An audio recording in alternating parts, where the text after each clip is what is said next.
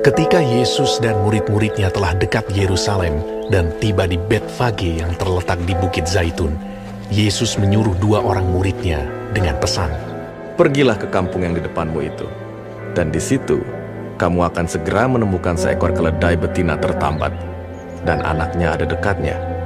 Lepaskanlah keledai itu, dan bawalah keduanya kepadaku. Dan jikalau ada orang menegur kamu, katakanlah, Tuhan memerlukannya. Ia akan segera mengembalikannya."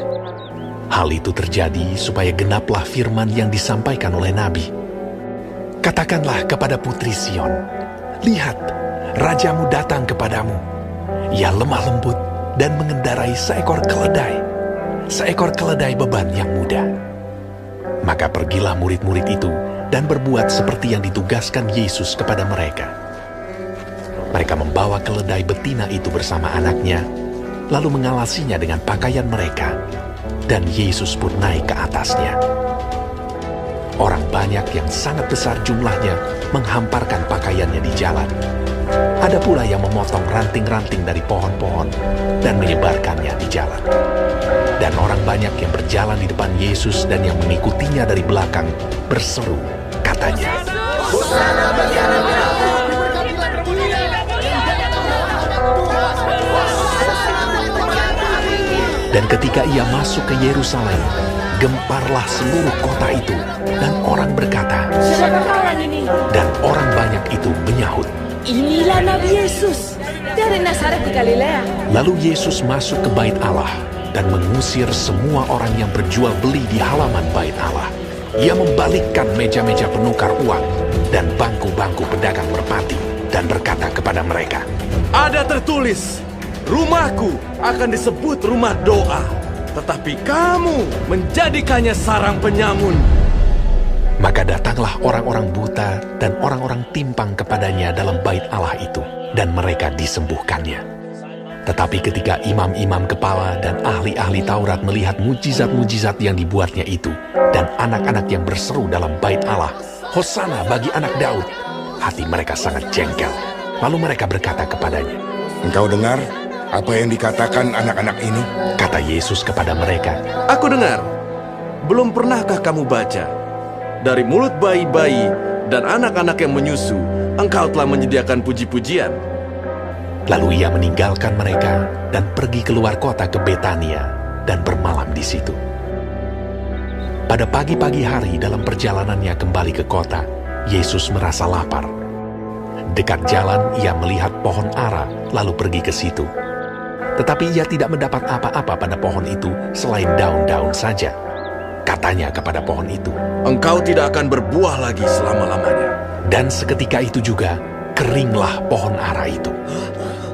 Melihat kejadian itu, tercenganglah murid-muridnya, lalu berkata, "Bagaimana mungkin pohon ara itu sekonyong-konyong menjadi kering?"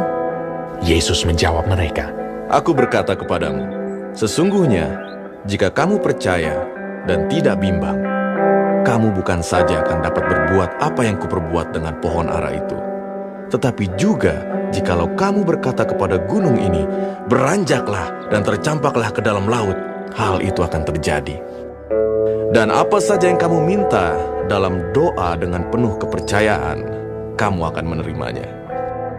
Lalu Yesus masuk ke bait Allah, dan ketika ia mengajar di situ, datanglah imam-imam kepala serta tua-tua bangsa Yahudi kepadanya dan bertanya, Dengan kuasa manakah engkau melakukan hal-hal itu? Dan siapakah yang memberikan kuasa itu kepadamu?" Jawab Yesus kepada mereka, Aku juga akan mengajukan satu pertanyaan kepadamu. Dan jikalau kamu memberi jawabnya kepadaku, aku akan mengatakan juga kepadamu dengan kuasa manakah aku melakukan hal-hal itu. Dari manakah baptisan Yohanes? Dari sorga atau dari manusia? Mereka memperbincangkannya di antara mereka dan berkata, "Jikalau kita katakan dari sorga, ia akan berkata kepada kita, 'Kalau begitu, mengapakah kamu tidak percaya kepadanya?' Tetapi jikalau kita katakan dari manusia, kita takut kepada orang banyak, sebab semua orang menganggap Yohanes ini nabi." Lalu mereka menjawab Yesus, "Kami tidak tahu." dan Yesus pun berkata kepada mereka, Jika demikian, Aku juga tidak mengatakan kepadamu dengan kuasa manakah aku melakukan hal-hal itu. Tetapi, apakah pendapatmu tentang ini? Seorang mempunyai 2 anak laki-laki. Ia pergi kepada anak yang sulung dan berkata, "Anakku, pergi dan bekerjalah hari ini dalam kebun anggur." Jawab anak itu, "Baik, Bapa." Tetapi ia tidak pergi. Lalu orang itu pergi kepada anak yang kedua dan berkata demikian juga. Dan anak itu menjawab, "Aku tidak mau." Tetapi kemudian ia menyesal, lalu pergi juga. Siapakah di antara kedua orang itu yang melakukan kehendak ayahnya? Jawab mereka. Yang terakhir. Kata Yesus kepada mereka, Aku berkata kepadamu, sesungguhnya pemungut-pemungut cukai dan perempuan-perempuan sundal akan mendahului kamu masuk ke dalam kerajaan Allah. Sebab Yohanes datang untuk menunjukkan jalan kebenaran kepadamu dan kamu tidak percaya kepadanya. Tetapi pemungut-pemungut cukai dan perempuan-perempuan sundal percaya kepadanya. Dan meskipun kamu melihatnya, tetapi kemudian kamu tidak menyesal dan kamu tidak juga percaya kepadanya. Dengarkanlah suatu perumpamaan yang lain. Adalah seorang tuan tanah membuka kebun anggur dan menanam pagar di sekelilingnya. Ia menggali lubang tempat memeras anggur dan mendirikan menara jaga di dalam kebun itu. Kemudian ia menyewakan kebun itu kepada penggarap-penggarap, lalu berangkat ke negeri lain. Ketika hampir tiba musim petik, ia menyuruh hamba-hambanya kepada penggarap-penggarap itu untuk menerima hasil yang menjadi bagiannya. Tetapi penggarap-penggarap itu menangkap hamba-hambanya itu. Mereka memukul yang seorang, membunuh yang lain, dan melempari yang lain pula dengan batu. Kemudian tuan itu menyuruh pula hamba-hamba yang lain, lebih banyak daripada yang semula, tetapi mereka pun diperlakukan sama seperti kawan-kawan mereka. Akhirnya ia menyuruh anaknya kepada mereka. Katanya, "Anakku akan mereka segani." Tetapi ketika penggarap-penggarap itu melihat anaknya itu, mereka berkata seorang kepada yang lain, "Ia adalah ahli waris. Mari kita bunuh dia supaya warisannya menjadi milik kita." Mereka menangkapnya dan melemparkannya keluar kebun anggur itu lalu membunuhnya. Maka apabila tuan kebun anggur itu datang, apakah yang akan dilakukannya dengan penggarap-penggarap itu? Kata mereka kepadanya, Ia akan membinasakan orang-orang jahat itu, dan kebun anggurnya akan disewakannya kepada penggarap-penggarap lain. Ia akan menyerahkan hasilnya kepadanya pada waktunya. Kata Yesus kepada mereka, Belum pernahkah kamu baca dalam kitab suci? Batu yang dibuang oleh tukang-tukang bangunan telah menjadi batu penjuru. Hal itu terjadi dari pihak Tuhan, suatu perbuatan ajaib di mata kita. Sebab itu, aku berkata kepadamu, bahwa kerajaan Allah akan diambil daripadamu dan akan diberikan kepada suatu bangsa yang akan menghasilkan buah kerajaan itu. Dan barang siapa jatuh ke atas batu itu, ia akan hancur. Dan barang siapa ditimpa batu itu, ia akan remuk. ketika imam-imam kepala dan orang-orang Farisi mendengar perumpamaan-perumpamaan Yesus, mereka mengerti bahwa merekalah yang dimaksudkannya. Dan mereka berusaha untuk menangkap dia. Tetapi mereka takut kepada orang banyak, karena orang banyak itu menganggap dia nabi.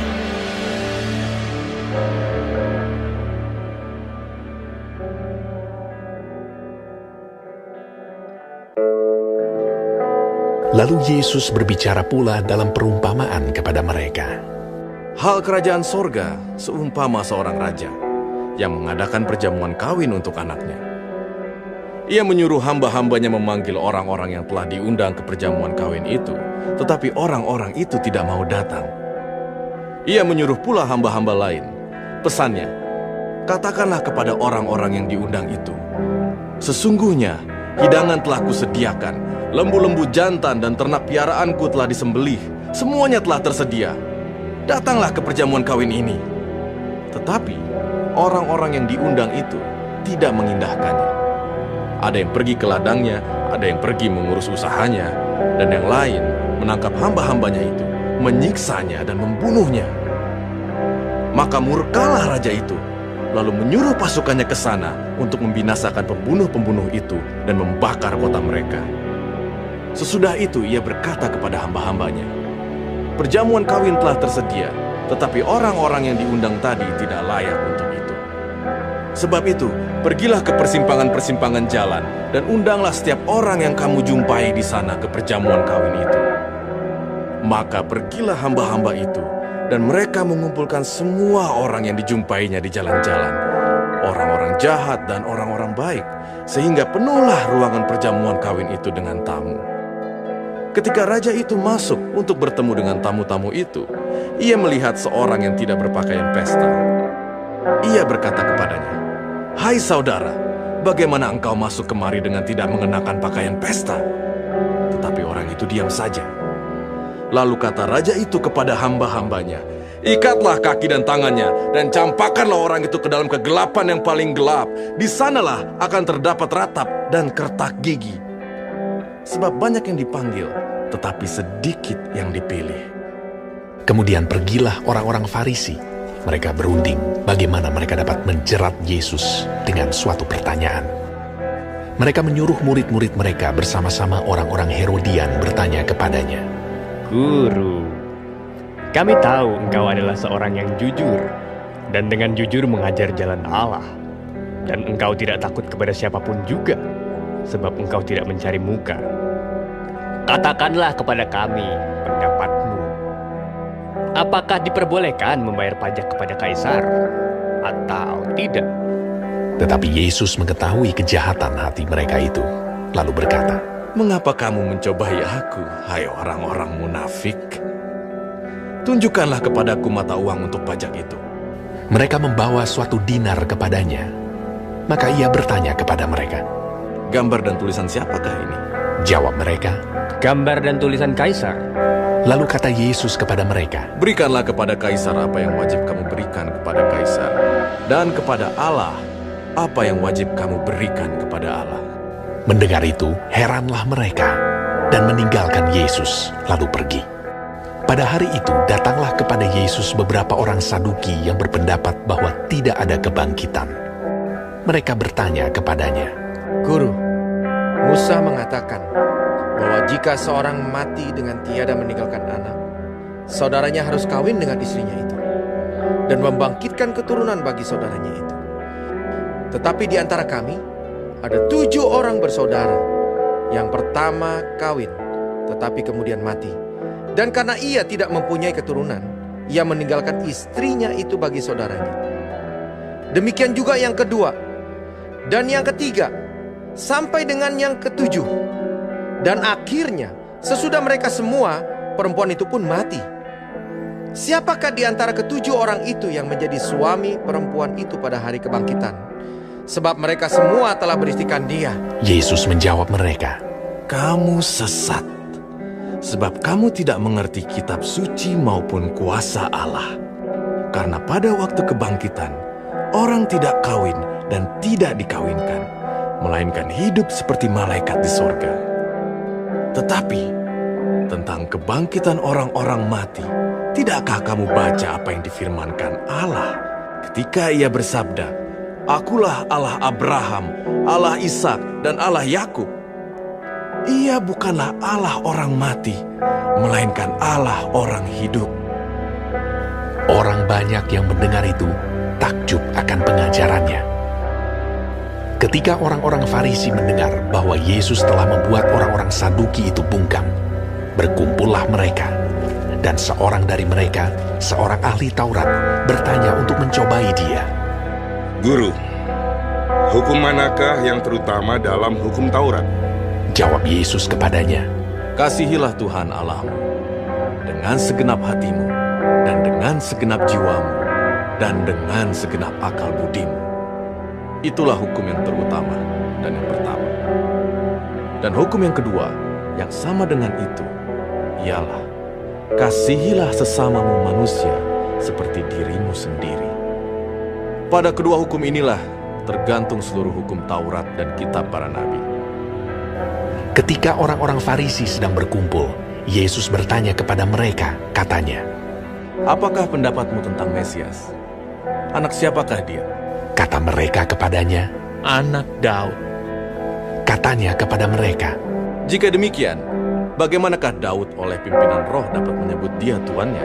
Ketika ia berkata, Tuhan telah berfirman kepada tuanku, duduklah di sebelah kananku, sampai musuh-musuhmu kutaruh di bawah kakimu.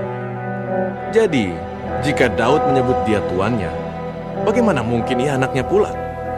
Tidak ada seorang pun yang dapat menjawabnya. Dan sejak hari itu, tidak ada seorang pun juga yang berani menanyakan sesuatu kepadanya.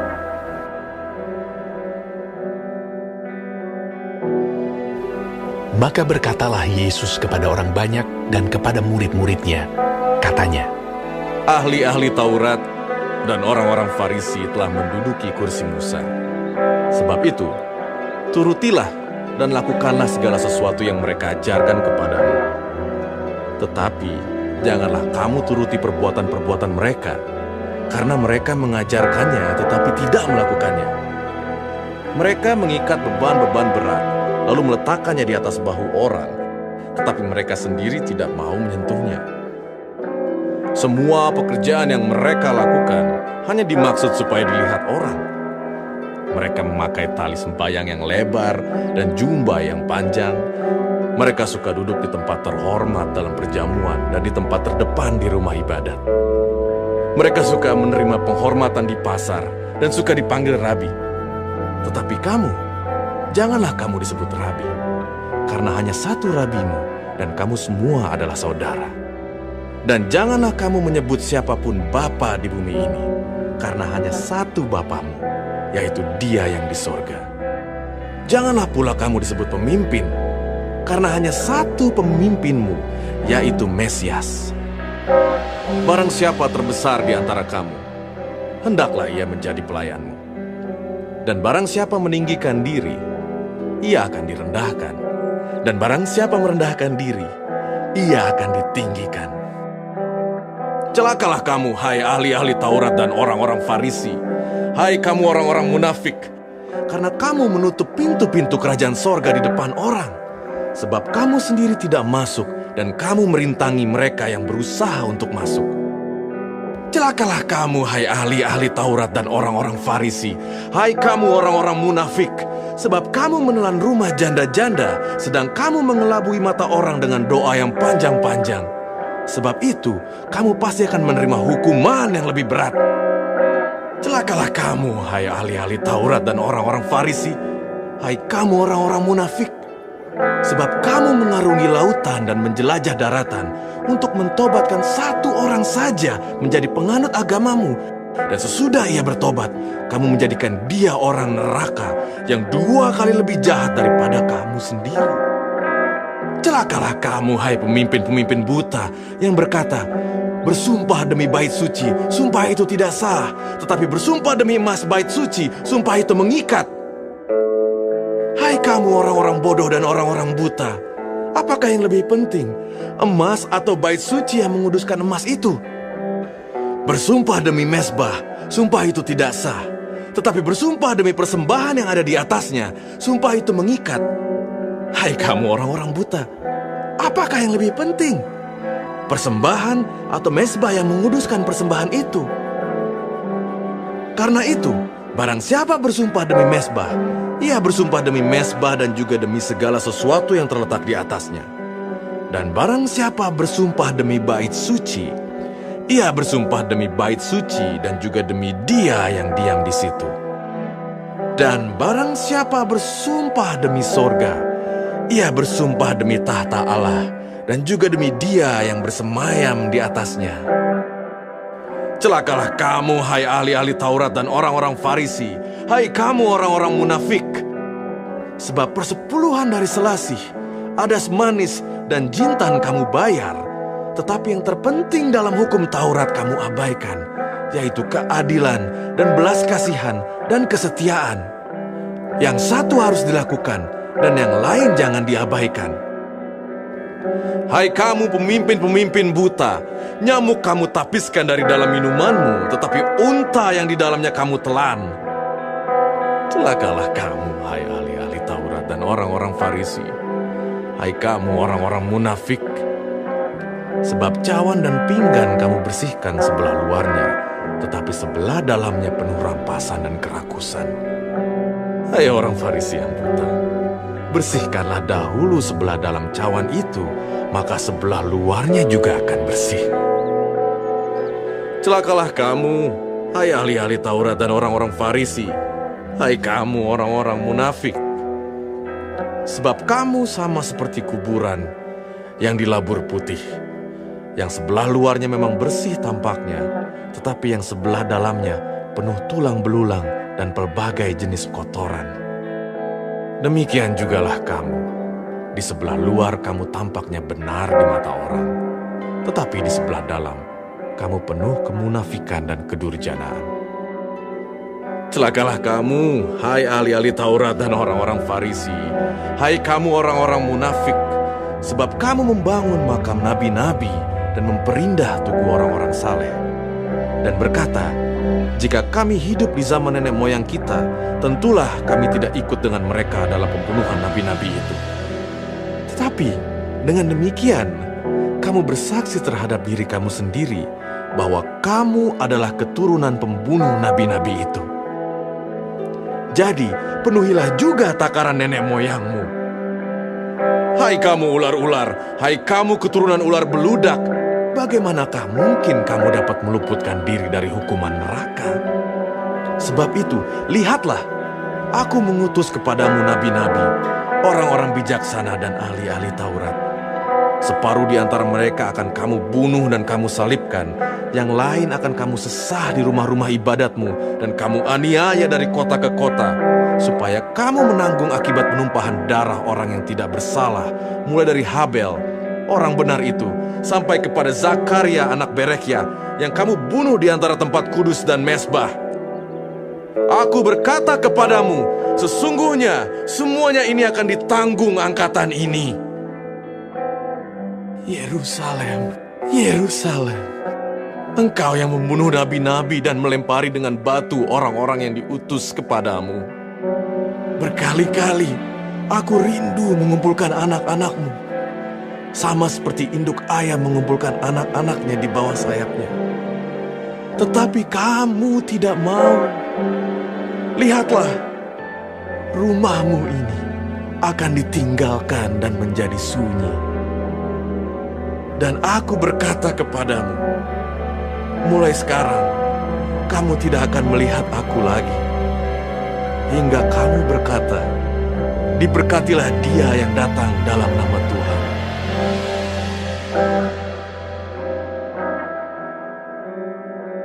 Sesudah itu, Yesus keluar dari bait Allah, lalu pergi. Maka datanglah murid-muridnya dan menunjuk kepada bangunan-bangunan bait Allah. Ia berkata kepada mereka, Kamu melihat semuanya itu? Aku berkata kepadamu, sesungguhnya tidak satu batu pun di sini akan dibiarkan terletak di atas batu yang lain. Semuanya akan diruntuhkan. Ketika Yesus duduk di atas bukit Zaitun, datanglah murid-muridnya kepadanya untuk bercakap-cakap sendirian dengan dia. Kata mereka, katakanlah kepada kami, bila manakah itu akan terjadi, dan apakah tanda kedatanganmu dan tanda kesudahan dunia? Jawab Yesus kepada mereka, waspadalah, supaya jangan ada orang yang menyesatkan kamu. Sebab banyak orang akan datang dengan memakai namaku dan berkata, Akulah Mesias, dan mereka akan menyesatkan banyak orang. Kamu akan mendengar deru perang atau kabar-kabar tentang perang. Namun berawas-awaslah, jangan kamu gelisah. Sebab semuanya itu harus terjadi, tetapi itu belum kesudahannya. Sebab bangsa akan bangkit melawan bangsa, dan kerajaan melawan kerajaan. Akan ada kelaparan dan gempa bumi di berbagai tempat. Akan tetapi, semuanya itu barulah permulaan penderitaan menjelang zaman baru. Pada waktu itu, kamu akan diserahkan supaya disiksa, dan kamu akan dibunuh, dan akan dibenci semua bangsa oleh karena namaku. Dan banyak orang akan murtad, dan mereka akan saling menyerahkan dan saling membenci. Banyak nabi palsu akan muncul dan menyesatkan banyak orang. Dan karena makin bertambahnya kedurhakaan, maka kasih kebanyakan orang akan menjadi dingin. tetapi orang yang bertahan sampai pada kesudahannya akan selamat. Dan Injil kerajaan ini akan diberitakan di seluruh dunia menjadi kesaksian bagi semua bangsa. Sesudah itu, barulah tiba kesudahannya. Jadi, apabila kamu melihat pembinasa keji berdiri di tempat kudus, menurut firman yang disampaikan oleh Nabi Daniel, para pembaca hendaklah memperhatikannya. Maka orang-orang yang di Yudea haruslah melarikan diri ke pegunungan. Orang yang sedang di peranginan di atas rumah, janganlah ia turun untuk mengambil barang-barang dari rumahnya. Dan orang yang sedang di ladang, janganlah ia kembali untuk mengambil pakaiannya. Celakalah ibu-ibu yang sedang hamil atau yang menyusukan bayi pada masa itu. Berdoalah supaya waktu kamu melarikan diri itu jangan jatuh pada musim dingin dan jangan pada hari Sabat. Sebab pada masa itu akan terjadi siksaan yang dahsyat seperti yang belum pernah terjadi sejak awal dunia sampai sekarang, dan yang tidak akan terjadi lagi.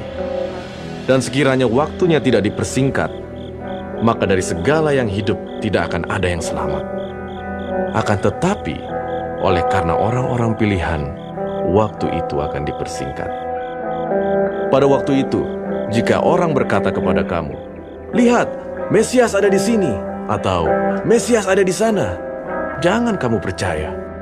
Sebab Mesias-Mesias palsu dan nabi-nabi palsu akan muncul, dan mereka akan mengadakan tanda-tanda yang dahsyat dan mujizat-mujizat, sehingga sekiranya mungkin mereka menyesatkan orang-orang pilihan juga.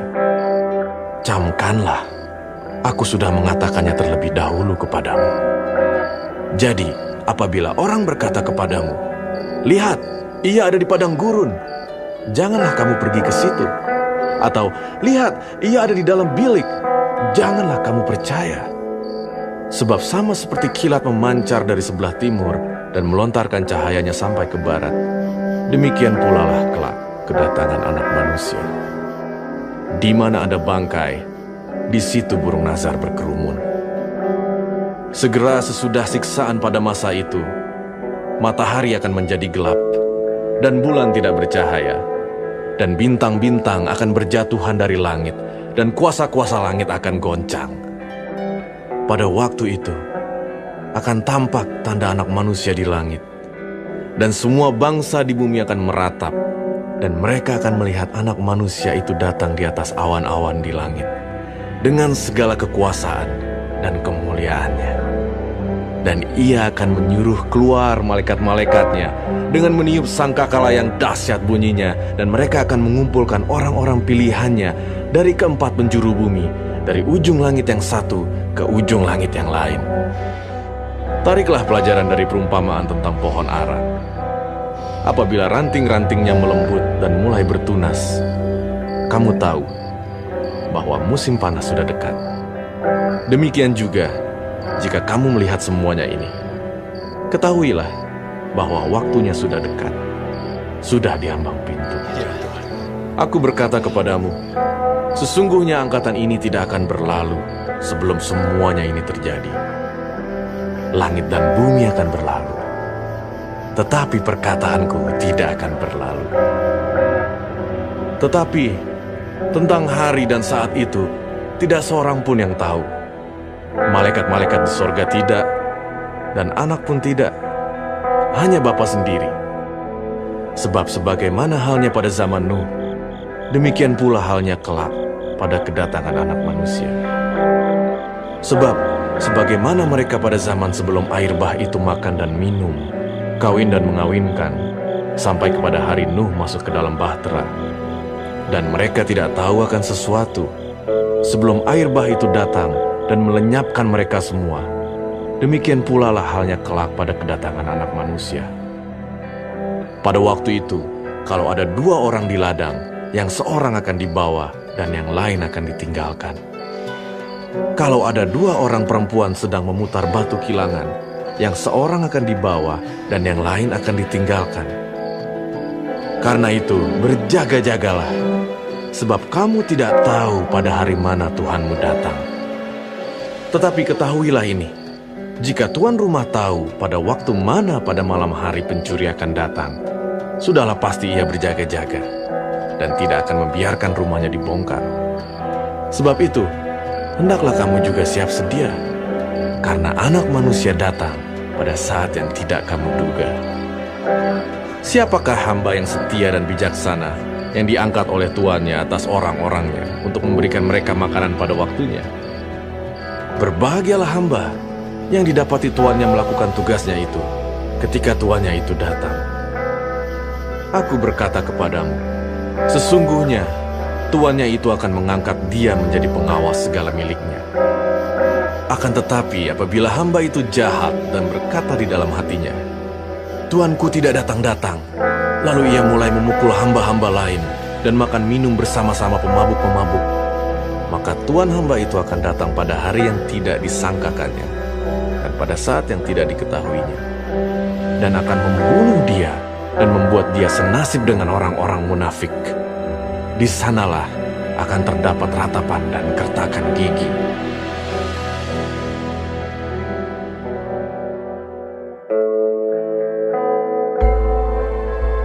Pada waktu itu hal kerajaan sorga seumpama 10 gadis yang mengambil pelitanya dan pergi menyongsong mempelai laki-laki. 5 di antaranya bodoh dan 5 bijaksana. Gadis-gadis yang bodoh itu membawa pelitanya, tetapi tidak membawa minyak. Sedangkan gadis-gadis yang bijaksana itu membawa pelitanya dan juga minyak dalam buli-buli mereka. Tetapi karena mempelai itu lama tidak datang-datang juga, mengantuklah mereka semua lalu tertidur. Waktu tengah malam, terdengarlah suara orang berseru, "Mempelai datang, songsonglah dia!" Gadis-gadis itu pun bangun semuanya lalu membereskan pelita mereka. Gadis-gadis yang bodoh berkata kepada gadis-gadis yang bijaksana, Berikanlah kami sedikit dari minyakmu itu, sebab pelita kami hampir padam. Tetapi jawab gadis-gadis yang bijaksana itu, Tidak, nanti tidak cukup untuk kami dan untuk kamu. Lebih baik kamu pergi kepada penjual minyak dan beli di situ. Akan tetapi, waktu mereka sedang pergi untuk membelinya, datanglah mempelai itu, dan mereka yang telah siap sedia masuk bersama-sama dengan dia ke ruang perjamuan kawin. Lalu pintu ditutup. Kemudian datang juga gadis-gadis yang lain itu dan berkata, Tuan, Tuan, bukakanlah kami pintu. Tetapi ia menjawab, Aku berkata kepadamu, sesungguhnya aku tidak mengenal kamu. Karena itu, berjaga-jagalah, sebab kamu tidak tahu akan hari maupun akan saatnya. Sebab hal kerajaan sorga sama seperti seorang yang mau bepergian ke luar negeri, yang memanggil hamba-hambanya dan mempercayakan hartanya kepada mereka. Yang seorang diberikannya 5 talenta, yang seorang lagi 2, dan yang seorang lain lagi 1, masing-masing menurut kesanggupannya. Lalu ia berangkat. Segera pergilah hamba yang menerima 5 talenta itu. Ia menjalankan uang itu, lalu beroleh laba 5 talenta. Hamba yang menerima 2 talenta itu pun berbuat demikian juga, dan berlaba 2 talenta. Tetapi hamba yang menerima 1 talenta itu pergi dan menggali lubang di dalam tanah, lalu menyembunyikan uang tuannya. Lama sesudah itu, pulanglah tuan hamba-hamba itu, lalu mengadakan perhitungan dengan mereka. Hamba yang menerima 5 talenta itu datang, dan ia membawa laba 5 talenta. Katanya, Tuan, 5 talenta Tuhan percayakan padaku. Lihat, aku telah beroleh laba 5 talenta. Maka kata tuannya itu kepadanya, Baik sekali perbuatanmu itu, hai hambaku yang baik dan setia. Engkau telah setia dalam perkara kecil, aku akan memberikan kepadamu tanggung jawab dalam perkara yang besar. Masuklah dan turutlah dalam kebahagiaan tuanmu. Lalu datanglah hamba yang menerima 2 talenta itu. Katanya, Tuan, 2 talenta Tuan percayakan kepadaku. Lihat, aku telah beroleh laba 2 talenta.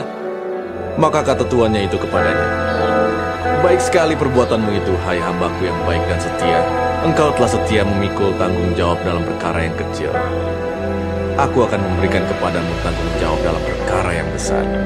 Masuklah dan turutlah dalam kebahagiaan tuanmu.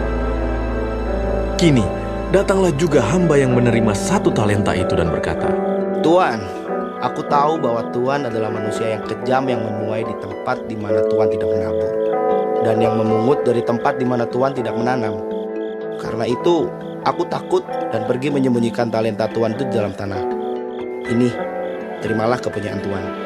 Maka jawab tuannya itu, "Hai kamu hamba yang jahat dan malas, jadi kamu sudah tahu bahwa aku menuai di tempat di mana aku tidak menabur, dan memungut dari tempat di mana aku tidak menanam.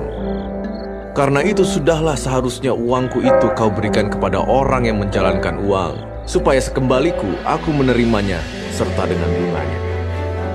Sebab itu ambillah talenta itu daripadanya, dan berikanlah kepada orang yang mempunyai 10 talenta itu. Karena setiap orang yang mempunyai, kepadanya akan diberi, sehingga ia berkelimpahan. Tetapi siapa yang tidak mempunyai, apapun juga yang ada padanya, akan diambil daripadanya. Dan campakkanlah hamba yang tidak berguna itu ke dalam kegelapan yang paling gelap. Di sanalah akan terdapat ratap dan kertak gigi. Apabila Anak Manusia datang dalam kemuliaannya, dan semua malaikat bersama-sama dengan dia, maka ia akan bersemayam di atas tahta kemuliaannya. Lalu semua bangsa akan dikumpulkan di hadapannya, dan ia akan memisahkan mereka seorang daripada seorang, sama seperti gembala memisahkan domba dari kambing. Dan ia akan menempatkan domba-domba di sebelah kanannya, dan kambing-kambing di sebelah kirinya. Dan raja itu akan berkata kepada mereka yang di sebelah kanannya, "Mari, hai kamu yang diberkati oleh Bapakku, terimalah kerajaan yang telah disediakan bagimu sejak dunia dijadikan. Sebab ketika aku lapar, kamu memberi aku makan. Ketika aku haus, kamu memberi aku minum. Ketika aku seorang asing, kamu memberi aku tumpangan. Ketika aku telanjang, kamu memberi aku pakaian. Ketika aku sakit, kamu melawat aku. Ketika aku di dalam penjara, kamu mengunjungi aku." Maka orang-orang benar itu akan menjawab dia, katanya, "Tuhan, bila manakah kami melihat Engkau lapar dan kami memberi Engkau makan, atau haus dan kami memberi Engkau minum? Bila manakah kami melihat Engkau sebagai orang asing dan kami memberi Engkau tumpangan, atau telanjang dan kami memberi Engkau pakaian?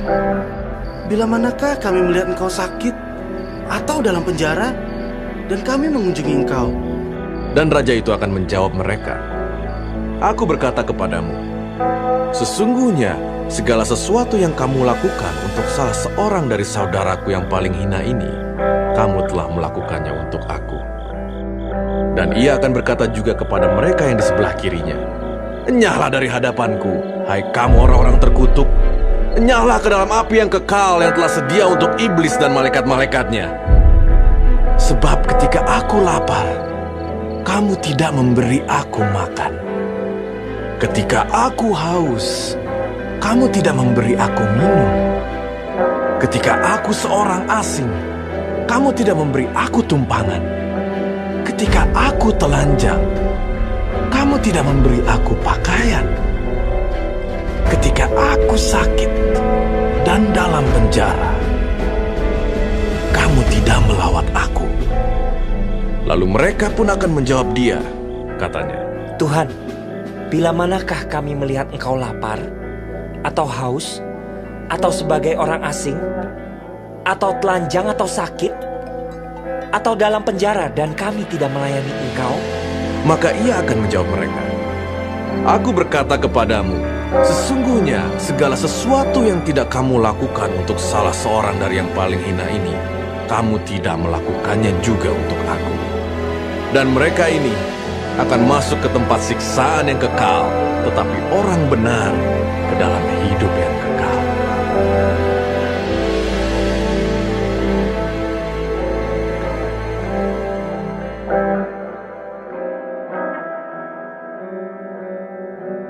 Setelah Yesus selesai dengan segala pengajarannya itu, berkatalah ia kepada murid-muridnya, "Kamu tahu bahwa 2 hari lagi akan dirayakan Paskah.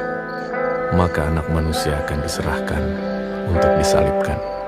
Pada waktu itu, berkumpullah imam-imam kepala dan tua-tua bangsa Yahudi di istana imam besar yang bernama Kayafas. Dan mereka merundingkan suatu rencana untuk menangkap Yesus dengan tipu muslihat dan untuk membunuh dia. Tetapi mereka berkata, "Jangan pada waktu perayaan, supaya jangan timbul keributan di antara rakyat." Ketika Yesus berada di Betania, di rumah Simon si kusta, datanglah seorang perempuan kepadanya membawa sebuah buli-buli pualam berisi minyak wangi yang mahal. Minyak itu dicurahkannya ke atas kepala Yesus yang sedang duduk makan. Melihat itu, murid-murid gusar dan berkata, "Untuk apa pemborosan ini?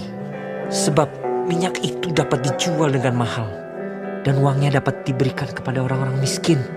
Tetapi Yesus mengetahui pikiran mereka, lalu berkata, "Mengapa kamu menyusahkan perempuan ini? Sebab ia telah melakukan suatu perbuatan yang baik padaku. Karena orang-orang miskin selalu ada padamu, tetapi aku tidak akan selalu bersama-sama kamu.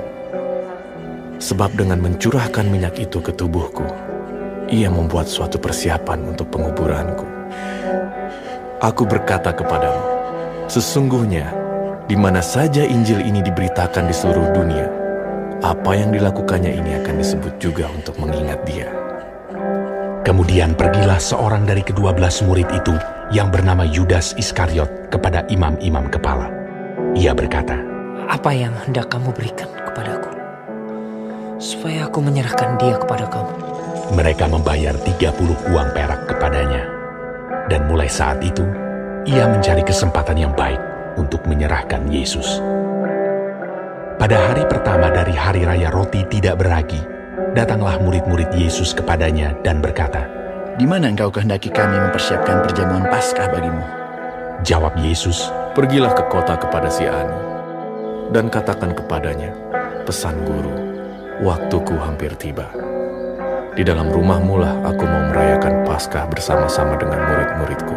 Lalu murid-muridnya melakukan seperti yang ditugaskan Yesus kepada mereka dan mempersiapkan Paskah. Setelah hari malam, Yesus duduk makan bersama-sama dengan ke-12 murid itu. Dan ketika mereka sedang makan, ia berkata, "Aku berkata kepadamu, sesungguhnya seorang di antara kamu akan menyerahkan aku." Dan dengan hati yang sangat sedih, berkatalah mereka seorang demi seorang kepadanya, "Bukan aku ya Tuhan." Ia menjawab, "Dia yang bersama-sama dengan aku mencelupkan tangannya ke dalam pinggan ini, dialah yang akan menyerahkan aku. Anak manusia memang akan pergi sesuai dengan yang ada tertulis tentang dia. Akan tetapi celakalah orang yang olehnya anak manusia itu diserahkan. Adalah lebih baik bagi orang itu sekiranya ia tidak dilahirkan." Yudas yang hendak menyerahkan dia itu menjawab, katanya, "Bukan aku ya Rabi."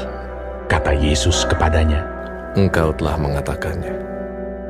Dan ketika mereka sedang makan, Yesus mengambil roti, mengucap berkat, memecah-mecahkannya, lalu memberikannya kepada murid-muridnya dan berkata, "Ambillah, makanlah, inilah tubuhku." Sesudah itu, ia mengambil cawan, mengucap syukur, lalu memberikannya kepada mereka dan berkata, "Minumlah, kamu semua, dari cawan ini. Sebab inilah darahku, darah perjanjian, yang ditumpahkan bagi banyak orang untuk pengampunan dosa. Akan tetapi aku berkata kepadamu, mulai dari sekarang, aku tidak akan minum lagi hasil pokok anggur ini, sampai pada hari aku meminumnya, yaitu yang baru, bersama-sama dengan kamu dalam kerajaan Bapa-Ku." Sesudah menyanyikan nyanyian pujian, pergilah Yesus dan murid-muridnya ke Bukit Zaitun. Maka berkatalah Yesus kepada mereka, "Malam ini, kamu semua akan tergoncang imanmu karena aku. Sebab ada tertulis, aku akan membunuh gembala, dan kawanan domba itu akan tercerai-berai. Akan tetapi sesudah aku bangkit, aku akan mendahului kamu ke Galilea." Petrus menjawabnya, "Biarpun mereka semua tergoncang imannya karena engkau, aku Sekali-kali tidak. Yesus berkata kepadanya, Aku berkata kepadamu, sesungguhnya malam ini, sebelum ayam berkokok, engkau telah menyangkal aku 3 kali. Kata Petrus kepadanya, Sekalipun aku harus mati bersama-sama engkau, aku tak akan menyangkal engkau. Semua murid yang lain pun berkata demikian juga. Maka sampailah Yesus bersama-sama murid-muridnya ke suatu tempat yang bernama Getsemani. Lalu ia berkata kepada murid-muridnya, Duduklah di sini, sementara aku pergi ke sana untuk berdoa. Dan ia membawa Petrus dan kedua anak Zebedeus sertanya. Maka mulailah ia merasa sedih dan gentar. Lalu katanya kepada mereka, Hatiku sangat sedih, seperti mau mati rasanya. Tinggallah di sini dan berjaga-jagalah dengan aku. Maka ia maju sedikit, lalu sujud dan berdoa. Katanya, Ya Bapakku, jikalau sekiranya mungkin, biarlah cawan ini lalu daripadaku. Tetapi janganlah seperti yang ku kehendaki, melainkan seperti yang Engkau kehendaki. Setelah itu ia kembali kepada murid-muridnya itu dan mendapati mereka sedang tidur. Dan ia berkata kepada Petrus, Tidakkah kamu sanggup berjaga-jaga 1 jam dengan aku? Berjaga-jagalah dan berdoalah, supaya kamu jangan jatuh ke dalam pencobaan. Roh memang penurut, tetapi daging lemah. Lalu ia pergi untuk kedua kalinya dan berdoa. Katanya, Ya Bapakku, jikalau cawan ini tidak mungkin lalu, kecuali apabila aku meminumnya, jadilah kehendak-Mu. Dan ketika ia kembali pula, ia mendapati mereka sedang tidur, sebab mata mereka sudah berat. Ia membiarkan mereka di situ, lalu pergi dan berdoa untuk ketiga kalinya, dan mengucapkan doa yang itu juga. Sesudah itu, ia datang kepada murid-muridnya, dan berkata kepada mereka, Tidurlah sekarang, dan istirahatlah. Lihat, saatnya sudah tiba, bahwa anak manusia diserahkan ke tangan orang-orang berdosa.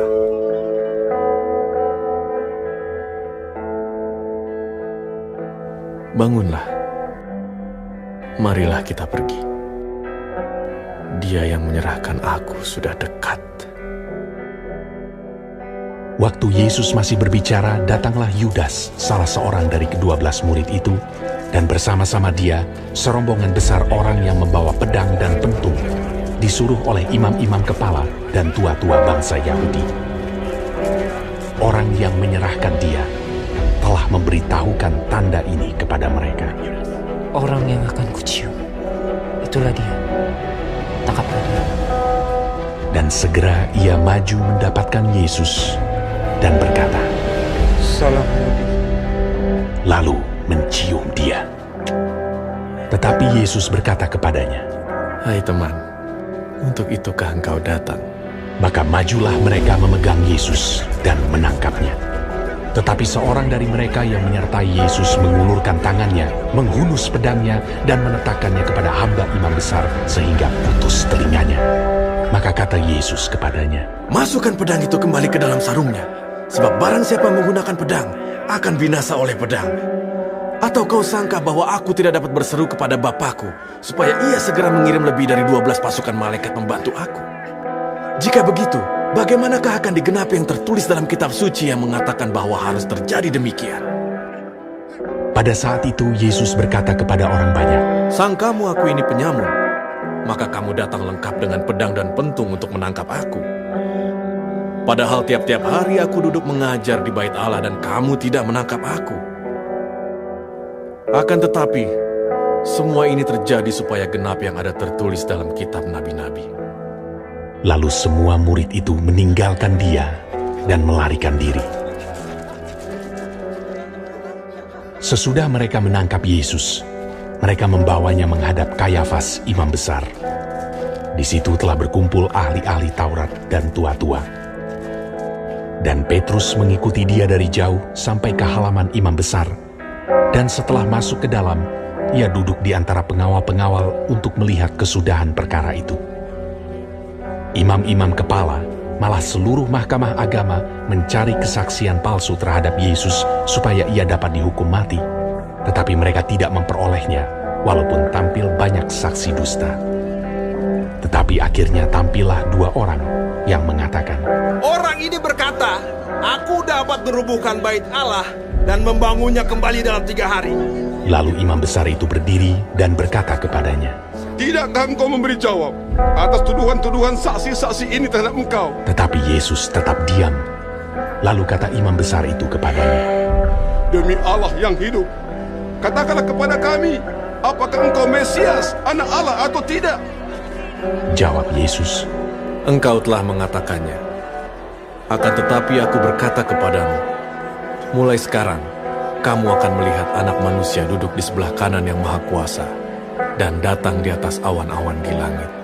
Maka imam besar itu mengoyakkan pakaiannya dan berkata, Ia menghujat Allah.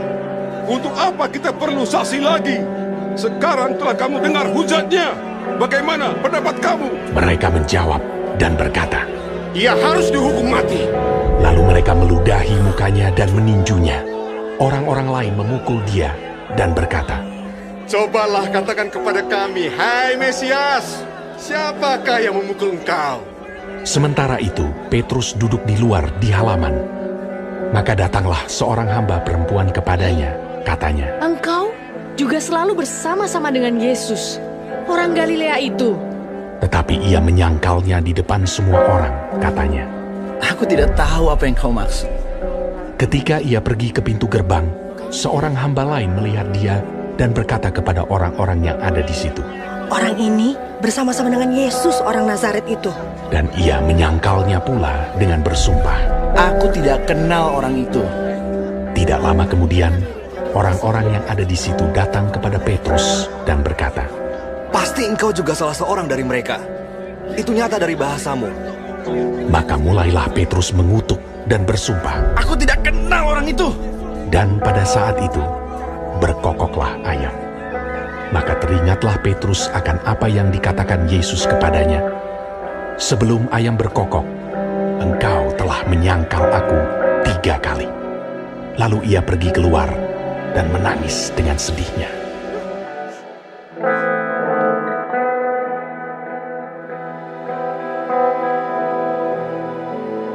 Ketika hari mulai siang, semua imam kepala dan tua-tua bangsa Yahudi berkumpul dan mengambil keputusan untuk membunuh Yesus.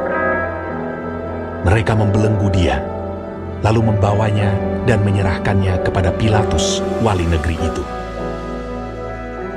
Pada waktu Yudas yang menyerahkan dia melihat bahwa Yesus telah dijatuhi hukuman mati, menyesallah ia. Lalu ia mengembalikan uang yang 30 perak itu kepada imam-imam kepala dan tua-tua dan berkata, Aku telah berdosa karena menyerahkan darah orang yang tak bersalah. Tetapi jawab mereka, Apa urusan kami dengan itu? Itu urusanmu sendiri. Maka ia pun melemparkan uang perak itu ke dalam bait suci, lalu pergi dari situ dan menggantung diri. Imam-imam kepala mengambil uang perak itu dan berkata, Tidak diperbolehkan memasukkan uang ini ke dalam peti persembahan, sebab ini uang darah. Sesudah berunding, mereka membeli dengan uang itu tanah yang disebut tanah tukang periuk untuk dijadikan tempat pekuburan orang asing. Itulah sebabnya tanah itu sampai pada hari ini disebut tanah darah. Dengan demikian, genaplah firman yang disampaikan oleh Nabi Yeremia.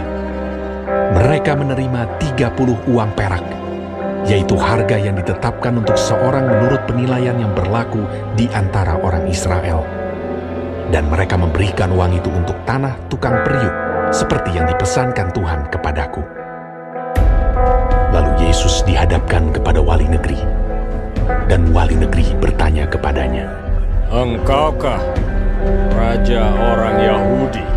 Jawab Yesus, "Engkau sendiri mengatakannya." Tetapi atas tuduhan yang diajukan imam-imam kepala dan tua-tua terhadap dia, ia tidak memberi jawab apapun. Maka kata Pilatus kepadanya, "Tidakkah engkau dengar betapa banyaknya tuduhan saksi-saksi ini terhadap engkau?" Tetapi ia tidak menjawab suatu kata pun, sehingga wali negeri itu sangat heran. Telah menjadi kebiasaan bagi wali negeri untuk membebaskan satu orang hukuman pada tiap-tiap hari raya itu atas pilihan orang banyak.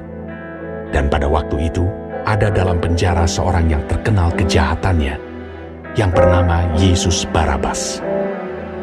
Karena mereka sudah berkumpul di sana, Pilatus berkata kepada mereka, "Siapa yang kamu kehendaki kubebaskan bagimu? Yesus Barabas atau Yesus yang disebut Kristus?" Ia memang mengetahui bahwa mereka telah menyerahkan Yesus karena dengki. Ketika Pilatus sedang duduk di kursi pengadilan, istrinya mengirim pesan kepadanya, "Jangan engkau mencampuri perkara orang benar itu. Sebab karena dia aku sangat menderita dalam mimpi tadi malam." Tetapi oleh hasutan imam-imam kepala dan tua-tua, orang banyak bertekad untuk meminta supaya Barabas dibebaskan dan Yesus dihukum mati. Wali negeri menjawab dan berkata kepada mereka, "Siapa di antara kedua orang itu yang kamu kehendaki kubebaskan bagimu?" Kata mereka, "Barabas!" Kata Pilatus kepada mereka, "Jika begitu, apakah yang harus kuperbuat dengan Yesus yang disebut Kristus?" Mereka semua berseru, "Ia harus disalibkan!"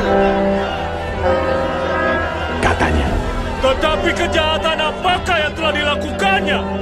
Namun mereka makin keras berteriak, "Ia harus disalibkan!" Ketika Pilatus melihat bahwa segala usaha akan sia-sia, malah sudah mulai timbul kekacauan, ia mengambil air dan membasuh tangannya di hadapan orang banyak dan berkata, "Aku tidak bersalah terhadap darah orang ini. Itu urusan kamu sendiri." Dan seluruh rakyat itu menjawab, "Biarlah darahnya ditanggungan atas kami dan atas anak-anak kami." Lalu ia membebaskan Barabas bagi mereka, tetapi Yesus disesahnya, lalu diserahkannya untuk disalibkan. Kemudian serdadu-serdadu wali negeri membawa Yesus ke gedung pengadilan, lalu memanggil seluruh pasukan berkumpul sekeliling Yesus. Mereka menanggalkan pakaiannya dan mengenakan jubah ungu kepadanya. Mereka menganyam sebuah mahkota duri dan menaruhnya di atas kepalanya, lalu memberikan dia sebatang buluh di tangan kanannya. Kemudian mereka berlutut di hadapannya dan mengolok-olokkan dia, katanya, "Salam, hai Raja orang Yahudi." Mereka meludahinya dan mengambil buluh itu dan memukulkannya ke kepalanya. Sesudah mengolok-olokkan dia, mereka menanggalkan jubah itu daripadanya dan mengenakan pula pakaiannya kepadanya. Kemudian mereka membawa dia keluar untuk disalibkan. Ketika mereka berjalan keluar kota, mereka berjumpa dengan seorang dari Kirene yang bernama Simon. Orang itu mereka paksa untuk memikul salib Yesus. Maka sampailah mereka di suatu tempat yang bernama Golgota, artinya tempat tengkorak. Lalu mereka memberi dia minum anggur bercampur empedu. Setelah ia mengecapnya, ia tidak mau meminumnya. Sesudah menyalibkan dia, mereka membagi-bagi pakaiannya dengan membuang undi. Lalu mereka duduk di situ menjaga dia. Dan di atas kepalanya terpasang tulisan yang menyebut alasan mengapa ia dihukum. Inilah Yesus, Raja orang Yahudi. Bersama dengan dia disalibkan dua orang penyamun, seorang di sebelah kanan dan seorang di sebelah kirinya. Orang-orang yang lewat di sana menghujat dia, dan sambil menggelengkan kepala, mereka berkata, "Hai engkau yang mau merubuhkan bait suci dan mau membangunnya kembali dalam 3 hari, Selamatkanlah dirimu. Jikalau engkau anak Allah, turunlah dari salib itu. Demikian juga imam-imam kepala bersama-sama ahli-ahli Taurat dan tua-tua mengolok-olokkan dia. Dan mereka berkata, Orang lain ia selamatkan, tetapi dirinya sendiri tidak dapat ia selamatkan. Ia Raja Israel. Hah?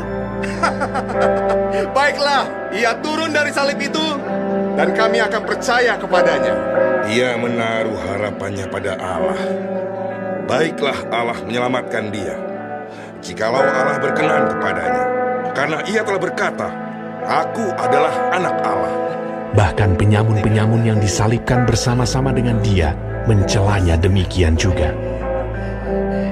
Mulai dari jam 12, kegelapan meliputi seluruh daerah itu sampai jam 3. Kira-kira jam 3 berserulah Yesus dengan suara nyaring.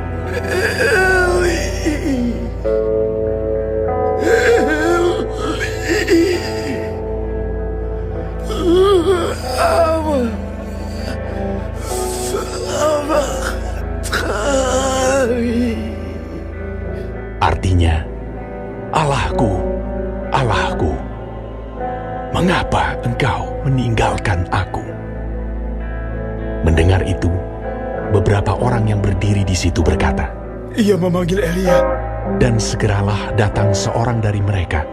Ia mengambil bunga karang, mencelupkannya ke dalam anggur asam, lalu mencucukkannya pada sebatang buluh, dan memberi Yesus minum. Tetapi orang-orang lain berkata, Jangan. Baiklah kita lihat, apakah Elia datang untuk menyelamatkan dia. Yesus berseru pula dengan suara nyaring, lalu menyerahkan nyawanya. Dan lihatlah, tabir bait suci terbelah dua dari atas sampai ke bawah. Dan terjadilah gempa bumi, dan bukit-bukit batu terbelah. Dan kuburan-kuburan terbuka, dan banyak orang kudus yang telah meninggal bangkit. Dan sesudah kebangkitan Yesus, mereka pun keluar dari kubur, lalu masuk ke kota kudus dan menampakkan diri kepada banyak orang. Kepala pasukan dan prajurit-prajuritnya yang menjaga Yesus menjadi sangat takut ketika mereka melihat gempa bumi dan apa yang telah terjadi. Lalu berkata, Sungguh, ia ini adalah anak Allah. Dan ada di situ banyak perempuan yang melihat dari jauh, yaitu perempuan-perempuan yang mengikuti Yesus dari Galilea untuk melayani dia. Di antara mereka terdapat Maria Magdalena dan Maria ibu Yakobus dan Yusuf dan ibu anak-anak Zebedeus. Menjelang malam, datanglah seorang kaya, orang Arimatea yang bernama Yusuf, dan yang telah menjadi murid Yesus juga. Ia pergi menghadap Pilatus dan meminta mayat Yesus. Pilatus memerintahkan untuk menyerahkannya kepadanya. Dan Yusuf pun mengambil mayat itu, mengapaninya dengan kain lenan yang putih bersih, lalu membaringkannya di dalam kuburnya yang baru, yang digalinya di dalam bukit batu. Dan sesudah menggulingkan sebuah batu besar ke pintu kubur itu, pergilah ia. Tetapi Maria Magdalena dan Maria yang lain tinggal di situ, duduk di depan kubur itu.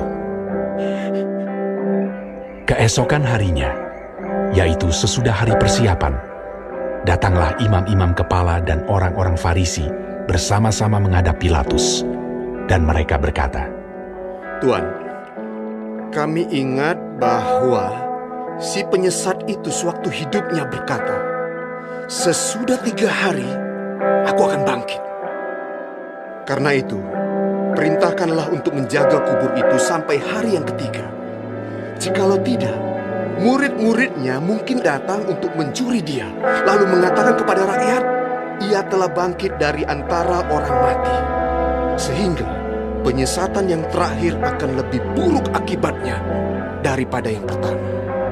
Kata Pilatus kepada mereka, Ini penjaga-penjaga bagimu.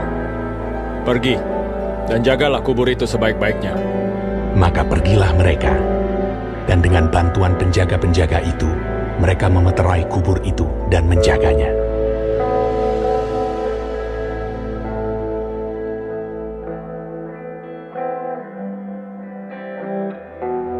Setelah hari Sabat lewat, Menjelang menyingsingnya fajar pada hari pertama minggu itu, pergilah Maria Magdalena dan Maria yang lain menengok kubur itu.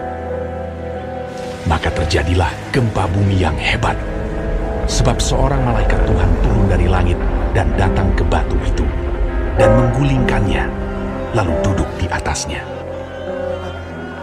Wajahnya bagaikan kilat, dan pakaiannya putih bagaikan salju. Dan penjaga-penjaga itu gentar ketakutan, dan menjadi seperti orang-orang mati. Akan tetapi malaikat itu berkata kepada perempuan-perempuan itu, "Janganlah kamu takut, sebab aku tahu kamu mencari Yesus yang disalibkan itu. Ia tidak ada di sini, sebab ia telah bangkit, sama seperti yang telah dikatakannya. Mari, lihatlah tempat ia berbaring. Dan segeralah pergi dan katakanlah kepada murid-muridnya bahwa ia telah bangkit dari antara orang mati. Ia mendahului kamu ke Galilea. Di sana kamu akan melihat dia. Sesungguhnya aku telah mengatakannya kepadamu." Mereka segera pergi dari kubur itu dengan takut dan dengan sukacita yang besar, dan berlari cepat-cepat untuk memberitahukannya kepada murid-murid Yesus. Tiba-tiba Yesus berjumpa dengan mereka dan berkata, "Salam bagimu." Mereka mendekatinya dan memeluk kakinya serta menyembahnya. Maka kata Yesus kepada mereka, "Jangan takut. Pergi dan katakanlah kepada saudara-saudaraku, supaya mereka pergi ke Galilea. Dan di sanalah mereka akan melihat aku." Ketika mereka di tengah jalan, datanglah beberapa orang dari penjaga itu ke kota dan memberitahukan segala yang terjadi itu kepada imam-imam kepala. Dan sesudah berunding dengan tua-tua, mereka mengambil keputusan, lalu memberikan sejumlah besar uang kepada serdadu-serdadu itu, dan berkata, "Kamu harus mengatakan bahwa murid-muridnya datang malam-malam dan mencurinya ketika kamu sedang tidur. Dan apabila hal ini kedengaran oleh wali negeri, kami akan berbicara dengan dia, sehingga kamu tidak beroleh kesulitan apa-apa." Mereka menerima uang itu dan berbuat seperti yang dipesankan kepada mereka. Dan cerita ini tersiar di antara orang Yahudi sampai sekarang ini. Dan ke-11 murid itu berangkat ke Galilea, ke bukit yang telah ditunjukkan Yesus kepada mereka. Ketika melihat dia, mereka menyembahnya, tetapi beberapa orang ragu-ragu. Yesus mendekati mereka dan berkata, "Kepadaku telah diberikan segala kuasa di sorga dan di bumi. Karena itu pergilah, jadikanlah semua bangsa muridku, dan baptislah mereka dalam nama Bapa dan Anak dan Roh Kudus. Dan ajarlah mereka melakukan segala sesuatu yang telah kuperintahkan kepadamu. Dan ketahuilah, aku menyertai kamu senantiasa sampai kepada akhir zaman."